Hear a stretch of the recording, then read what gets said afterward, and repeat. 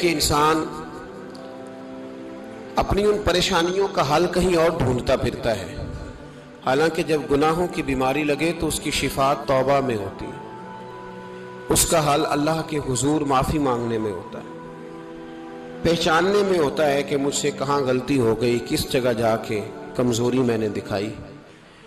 ہر انسان اچھی، ٹھنڈی، خوبصورت، سکھ والی زندگی چاہتا ہے۔ اللہ کریم نے سورہ نحل کے اندر ارشاد فرمایا من عامل صالحا من ذکر او انثی، فرمایا جو بھی اچھے عمل کرے چاہے مرد ہو چاہے عورت ہو، وہو مؤمن، شرط یہ ہے کہ مومن ہو، فَلَنُحْيِيَنَّهُ حَيَاةً طَيِّبَةً، فرمایا ہم اسے پاکیزہ زندگی عطا فرما دیں گے، حیات طیبہ دے دیں گے اسے، پاکیزہ زندگی۔